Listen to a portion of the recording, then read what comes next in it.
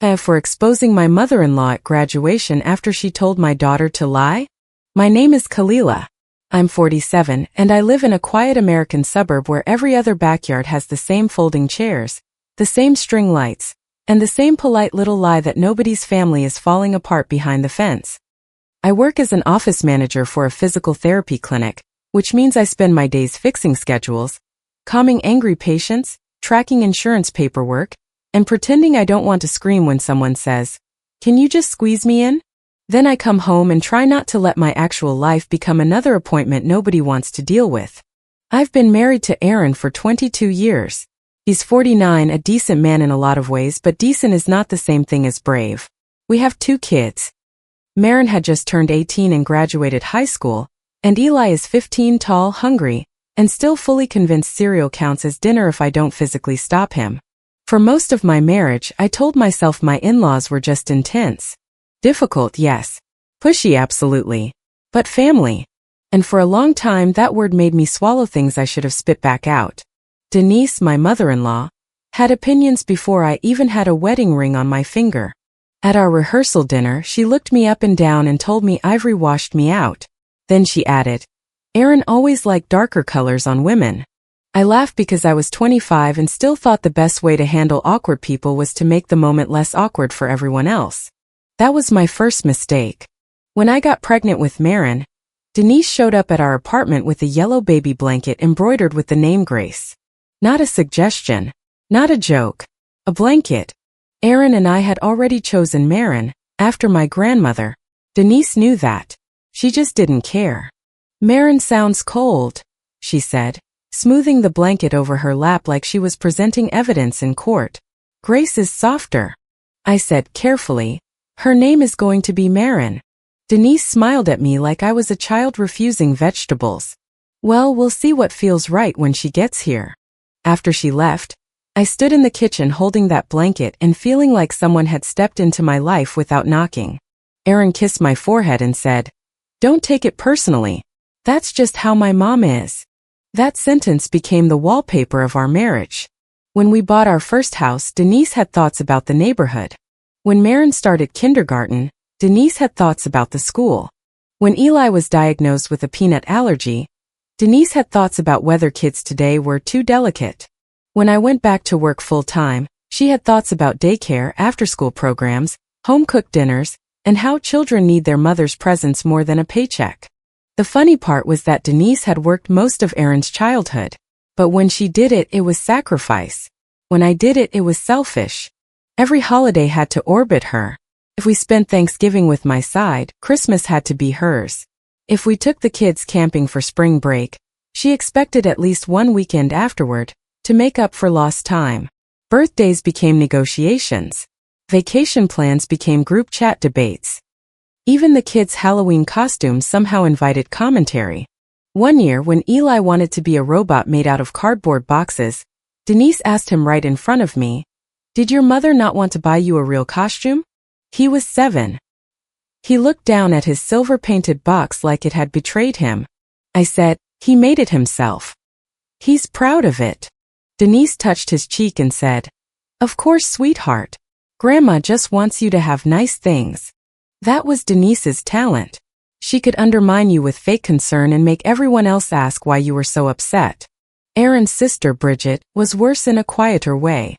She was 45, polished, sarcastic, and always ready to translate Denise's control into something that sounded almost reasonable. Mom just wants to feel included. Mom comes from a different generation. Mom doesn't mean it that way. But Denise always meant it that way. She meant it when she corrected Maren's table manners at age 4 until Maren stopped wanting to eat at her house. She meant it when she told Eli, "Your mom worries too much," after I reminded him not to eat unlabeled cookies at a family barbecue. She meant it when she told Aaron, "Your wife runs that house like a clinic," because I had a family calendar on the fridge. And Aaron always found a pot to wash, a garage shelf to straighten, a game to check on his phone. Anything but the argument standing right in front of him. The first time Denise said grandparents have rights, she did it over Sunday dinner while passing a bowl of mashed potatoes. Maren had just been accepted into a state university 3 hours away. It wasn't Ivy League or anything flashy. It was a solid school with a program she loved, a campus she felt excited about, and a scholarship that made me cry in the laundry room when nobody was around. She was proud, but in that guarded teenage way where she wanted us to notice without turning her into a motivational poster. Denise was not proud. Denise was offended. 3 hours away is ridiculous, she said, sliding the potatoes toward Bridget. There's a perfectly good community college 20 minutes from here. Marin's shoulders tightened. Erin said nothing. I said, Marin worked hard for this. We're supporting her choice. Denise looked at me over the rim of her water glass. Well, I hope she knows she doesn't have to let her mother control every part of her life. The room went quiet in that heavy way where even the forks seemed embarrassed. Eli stared at his plate. Marin's face went flat. Aaron scratched his jaw, which meant he was uncomfortable but hoping the moment would die on its own. It didn't. I said, Denise, don't talk about me like that in front of my children. Bridget leaned back and gave a small laugh. Your children? They're part of this family too, Kalila. I looked at her. They are my children. Denise smiled like I had opened the exact door she wanted. Careful, she said. Grandparents have rights. It was such a strange thing to say between roast chicken and green beans that I almost didn't process it at first. Then I realized she wasn't joking. I put my napkin beside my plate and said, This dinner is over for us. Aaron finally looked up. Kalila. I stood. No. We're leaving. In the car, nobody talked for the first 10 minutes. Eli put in his earbuds without turning anything on. Marin stared out the window. Aaron drove with both hands on the wheel like he was taking a driving test. When we got home, he followed me into the kitchen and said, You embarrassed her. I laughed once. Not because anything was funny. She threatened me at dinner. She didn't threaten you. She was upset. She said grandparents have rights, Aaron. He opened the dishwasher and started rearranging plates I had already loaded. You know how she gets when she feels excluded. I said, she wasn't excluded. She was told she doesn't get to choose our daughter's college. He sighed like I was making the night difficult. I'll talk to her. He did not talk to her. Or if he did, it was the kind of talk that made Denise feel more confident because after that dinner everything changed. Not all at once. Not dramatically. It changed in small ugly ways that were easy for Aaron to dismiss one by one. Denise started texting Marin directly about college. Don't let anyone pressure you. You're old enough to know who really supports you. Some mothers confuse control with love. Marin showed me the first few because she was annoyed more than scared. She rolled her eyes and said, Grandma is being weird again. I told her, You don't have to answer anything that makes you uncomfortable. She said, I know. But I could see it bothered her. Then Bridget started commenting on my Facebook posts. When I posted Marin's cap and gown photos, Bridget wrote, So glad some of us have supported her dreams from day one. When I posted Eli at his robotics meet, she wrote, He looks so happy when he's allowed to be around family. Allowed. That word started showing up everywhere. In texts. In comments. In little remarks from relatives who suddenly seemed to think I was running some kind of strict lockdown out of my split-level house. Denise told Aaron I was restricting access. Bridget told cousins I was isolating the kids. Aaron's aunt called me one afternoon while I was sitting in my car outside the clinic eating a granola bar for lunch. Honey, she said gently, I know mothers get possessive, but grandparents matter too. I closed my eyes. What did Denise tell you? There was a pause. Well, maybe you should talk to her. I looked through the windshield at the clinic doors and thought, I have talked to Denise for 22 years. Talking is how I keep losing. The family group chat became a theater production. Denise would send old pictures of the kids and write, Missing these babies. Bridget would reply with crying emojis. A cousin would send, Let's all calm down.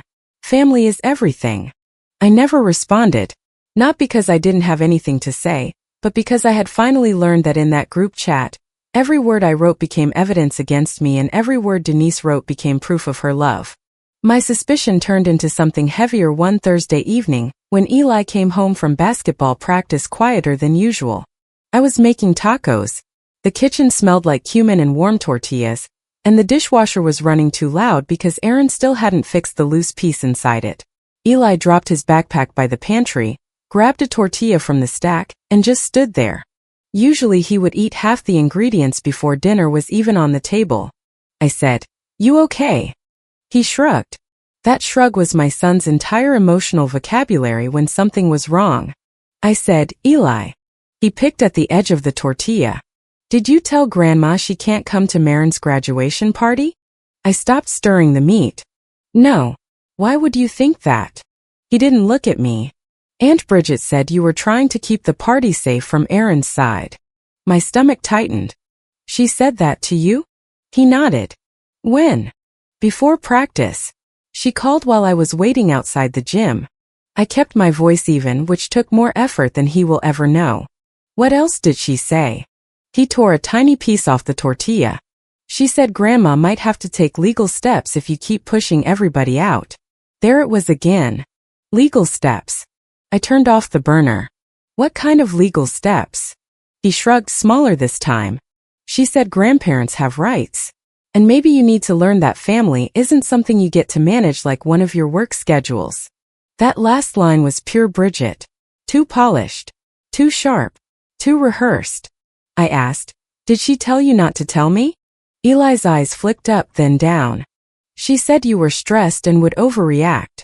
For a few seconds all I heard was the dishwasher rattling and the soft hiss from the stove cooling down. That was the moment I stopped thinking of this as annoying in-law behavior. They were not just criticizing me. They were recruiting my children into keeping secrets. When Aaron came home, I told him what Eli said. He stood by the sink, loosening his tie, and said, "I'm sure Bridget didn't mean it that way." I stared at him. "Your sister called our 15-year-old and told him not to tell me about a legal threat. She probably thought she was helping." "Helping who?" He rubbed his forehead. "Can we not do this tonight?" That sentence did something to me. Something quiet and permanent. Because I realized he did not want peace. He wanted quiet. And he had been willing to let me carry the difference for years. The twist came the next night. Marin came into my bedroom after dinner and closed the door behind her. She had her phone in one hand and that pale, serious look kids get when they are about to tell you something they wish they didn't know. She said, "Mom, please don't freak out." Every mother knows that sentence is never followed by anything relaxing. I sat on the edge of the bed. "What happened?" Marin handed me her phone, then pulled it back for a second like she was afraid of what would happen once I touched it. "I recorded Grandma last weekend. At Aunt Bridget's barbecue." I didn't grab the phone. I just looked at her. "You recorded her?" She nodded. "I know it sounds bad." "It doesn't sound bad.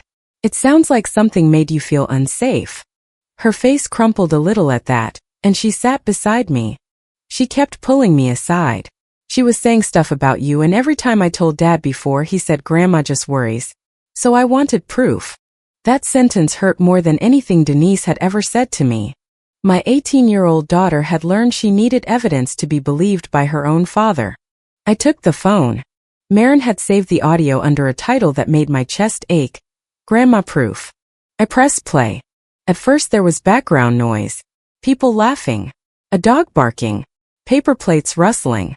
Bridget's voice somewhere in the distance asking who brought the store-brand buns. Then Denise's voice, low and sweet. "Marin, honey, I'm only saying this because I love you. Your mother has always needed to be in charge. It's exhausting for everyone." Marin's voice came next, stiff and uncomfortable. "I don't think Mom controls me." Denise sighed. "That's because you're used to it. But you're 18 now. You can make your own choices. If you want to come stay with me for a few weekends before college, you can. Your mom doesn't need to know everything." There it was. Not a misunderstanding. Not a generational difference. Not a grandmother who loved too hard.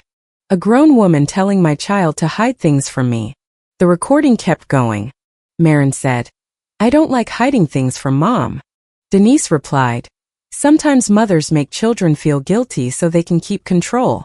Don't let her do that to you." I paused the recording because my hands were shaking.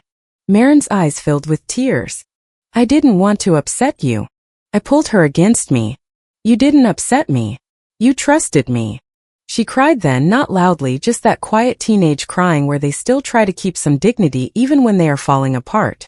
I held her and looked at myself in the dresser mirror over her shoulder. I did not look angry. That almost scared me. I looked finished. Old Kalila might have sent a furious text to the family group chat. Old Kalila might have called Denise and demanded an apology. Old Kalila might have begged Aaron to finally handle his mother. But I was not 25 anymore. I was 47. I had raised 2 children, managed payroll, insurance authorizations, patient complaints, broken printers, expired coffee creamer, and a physical therapist who thought ASAP counted as a deadline. I knew how to document a pattern, so I started a folder. Screenshots of Denise's text to Marin. Screenshots of Bridget's Facebook comments. Call logs from Bridget to Eli. A voicemail from Denise saying, "You can't legally cut me out, Kalila. You should really think about how this will look." Doorbell camera footage from a Tuesday afternoon when I was at work. Denise had shown up uninvited, stood on our porch in sunglasses, and pressed the bell 3 times. Eli had been homesick that day. Through the camera speaker I heard her say, "Just open up, sweetheart. I'm your grandmother. Your mother doesn't have to know I stopped by." He had not opened the door. He had texted me, "Grandma's here." I told him to stay in his room and called Aaron. Aaron later said Denise was just worried. I saved that too. Then there was Bridget's text, sent after I asked her not to contact Eli privately again. "You're going to look very stupid when a judge explains that grandparents aren't optional."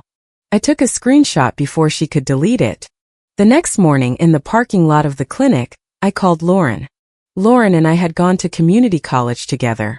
Back then, she wore oversized sweatshirts and lived on vending machine pretzels. Now she was a family attorney with sharp glasses, a calm voice, and the ability to say terrifying things in a way that made you feel organized instead of doomed. I told her everything. She did not laugh when I mentioned grandparent rights. She said, "People throw that phrase around like it's a magic key. It isn't. But the threats matter. The pattern matters. The secret keeping matters. Attempts to interfere with a parent-child relationship matter."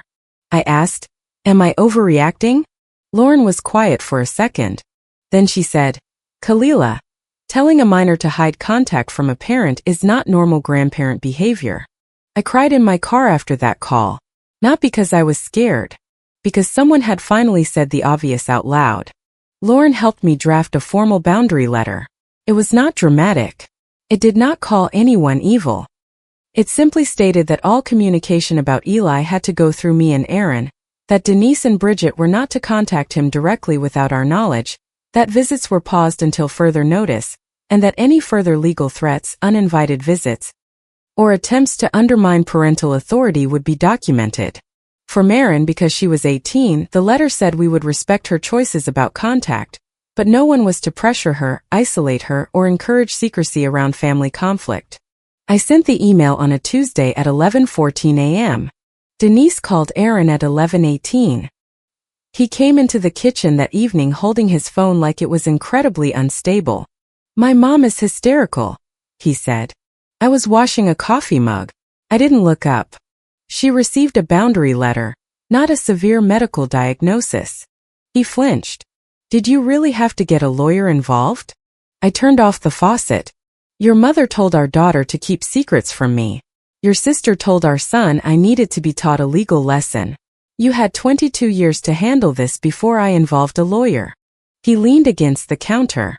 "You're making it sound like I did nothing." I dried my hands slowly. "You did worse than nothing, Aaron. You made me defend reality by myself." His face went red. "That's not fair." "No," I said. "It wasn't." He looked away first. For the next 2 weeks, the family group chat went almost silent. Not peaceful silent. More like everyone was crouched behind furniture waiting to see who would throw the next glass. Bridget posted a quote on Facebook about mothers who confuse control with love. Denise commented with a broken heart emoji. Aaron's aunt sent me one private message that said, "I hope this can be resolved with Grace." I typed several replies and deleted every one. Grace was the name Denise tried to give my daughter before she was born. I wasn't interested in it anymore. Marin's graduation party was 2 weeks later. It was supposed to be simple. Backyard barbecue, folding tables, paper plates, lemonade in glass dispensers. A sheet cake from the grocery store with blue frosting that stained everybody's teeth. Citronella candles on the tables because mosquitoes in our yard treated bare ankles like a buffet. Marin wanted casual. No speeches. No big decorations. Just food, music, and people not acting weird. I wanted that for her so badly that I almost didn't invite Denise and Bridget at all.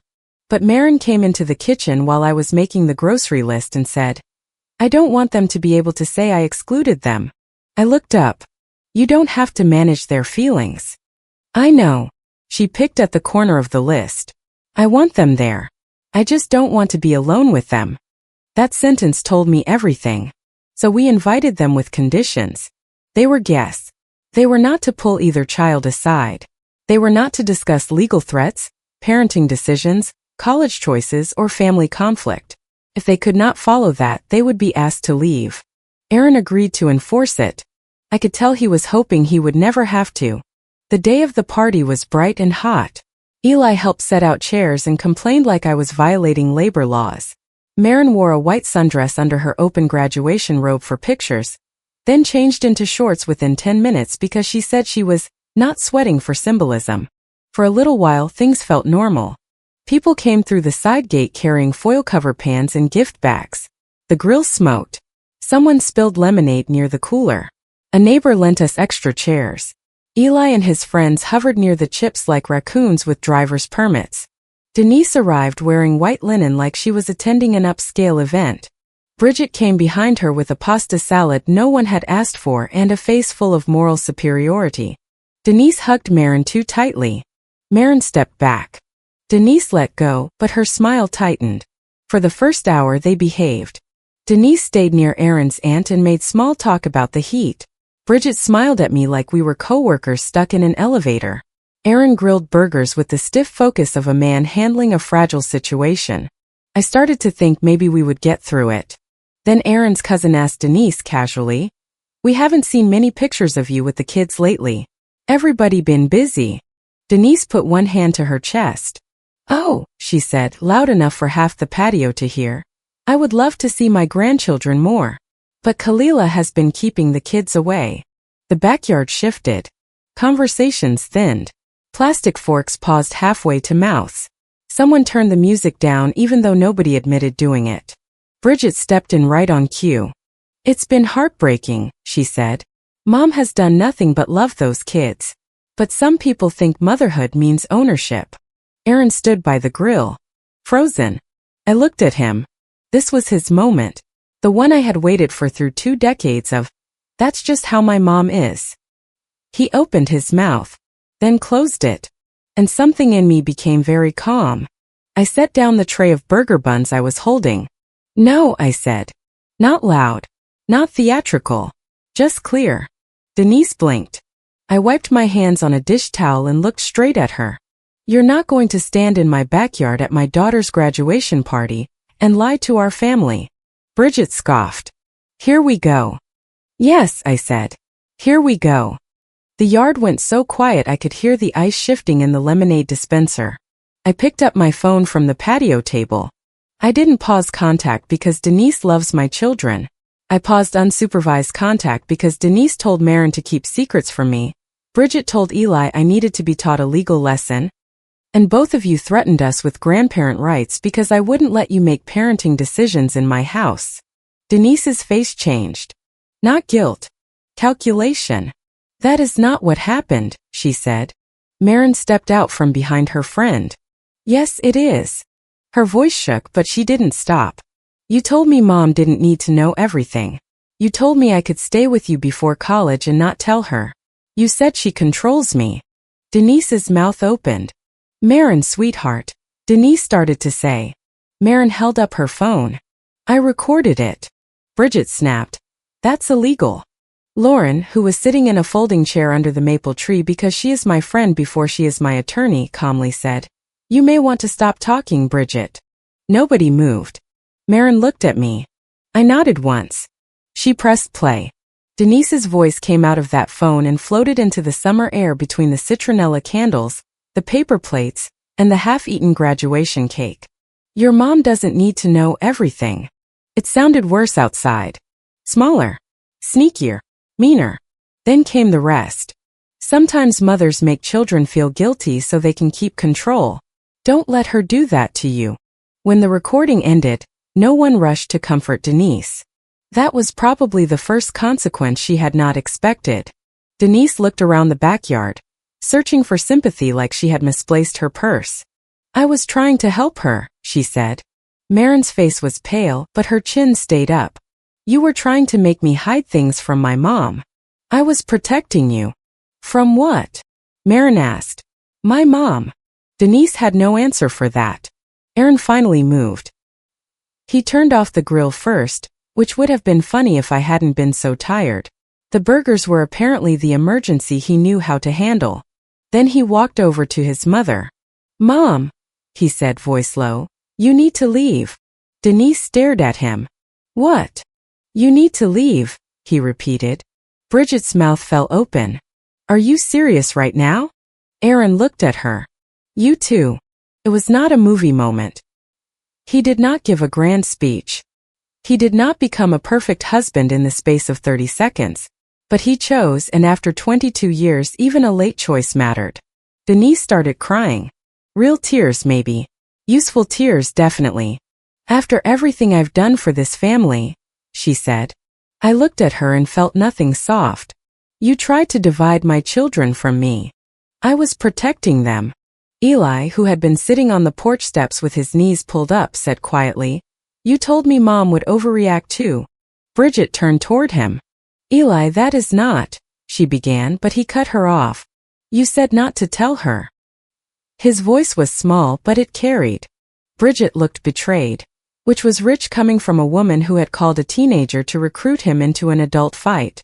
She grabbed her purse off a chair and muttered, You're all going to regret humiliating an old woman. Eli looked at her. You humiliated Grandma by telling the truth? Bridget had nothing polished ready for that. After they left, the party did not magically become joyful again. People were awkward.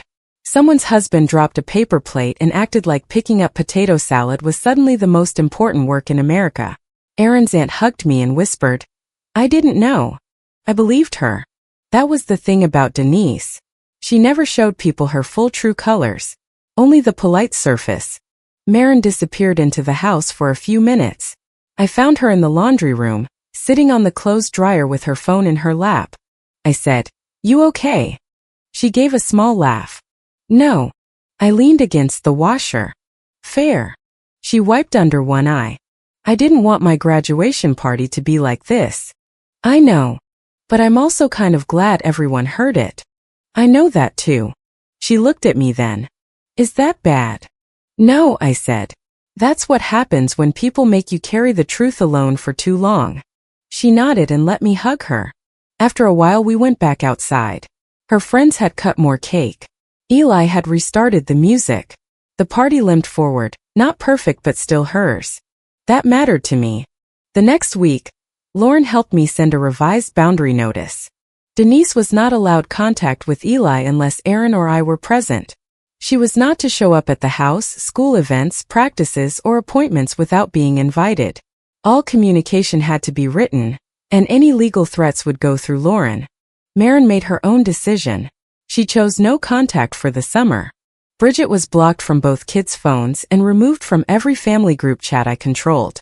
Aaron created a new chat for logistics only and for once, did not add his mother just to keep the peace.